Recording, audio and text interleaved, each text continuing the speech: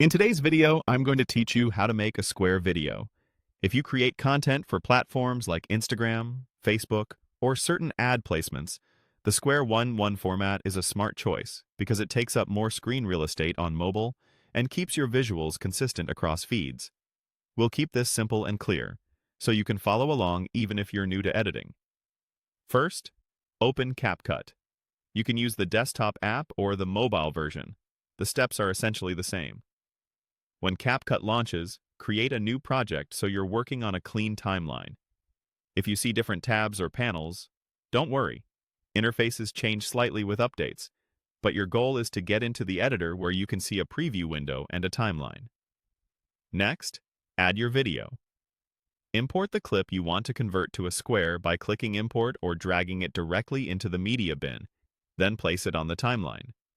If you have multiple clips, that's fine too.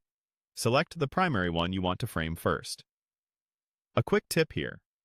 Use the highest resolution version of your footage you have. Higher resolution sources give you more flexibility to scale and crop without losing sharpness. If your video is horizontal, you'll likely need to zoom in a bit later.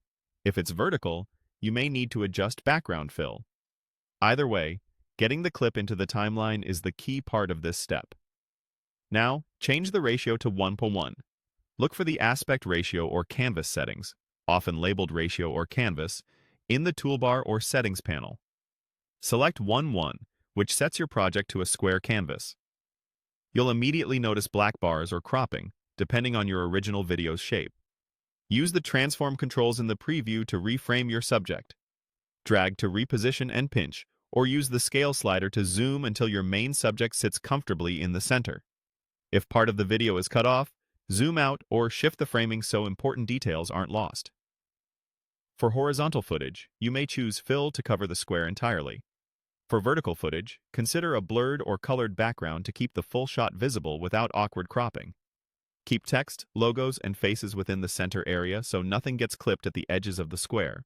If grid lines are available, use them to maintain balance and headroom. That's it. You've opened CapCut, added your video, and set the project to a 1:1 ratio with thoughtful framing. Once you're happy with the look, you're ready to move forward with your content in a clean, platform-friendly square format.